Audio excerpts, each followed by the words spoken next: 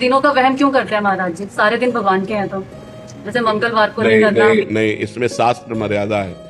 इसमें जो शास्त्र मर्यादा है उसका हमें पालन करना चाहिए।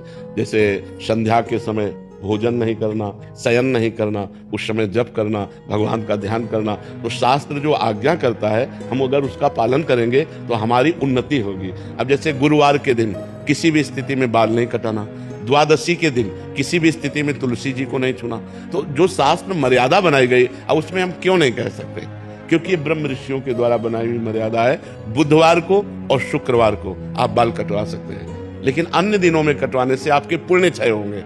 ब्रह्म ऋषियों ने जो मर्यादा बना रखी है, अगर हम उससे चलेंगे तो हमें ज्यादा लाभ मिलेगा। अब रोज सुबह लोग बाल आदि, तो हम कहते हैं केवल बृहस्पतिवार को मत करवाओ, और ना मानो तो गुरुवार का दिन परम पवित्र गुरु के लिए है, उस दिन आप क्षौर कर्म न करें, बिल्कुल निषेध है। नहीं, उससे पुण्य नष्ट होते हैं, आयु नष्ट होती है, बुद्धि नष्ट होती है। अब अगर आप नहीं मानोगे तो वैसे ही आपके आचरण होते चले जाएंगे, गिरते चले जाओगे। देखो, आप सब लोग यहाँ क्या देखने आए हो, हम आपको बता रहे हैं। आप यहाँ क्यों आए हो, हम दो बातें आपसे रखते हैं। आप क्या देखने आए हो और आप यहाँ क्यों आए हो?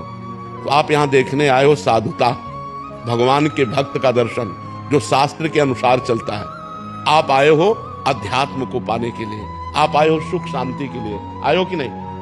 अगर हम धर्म से ना चलते हो तो आप हमारे दर्शन करने आओगे क्या? हम भी तो एक मनुष्य हैं, हम भी तो आप जैसे ही हैं। अगर हमारे अंदर अध्यात्म ना हो तो आप क्या सुनने आए हो? तो आप सोचो, उन्हीं ब्रह्म ऋषियों ने ये मर्यादा रखी।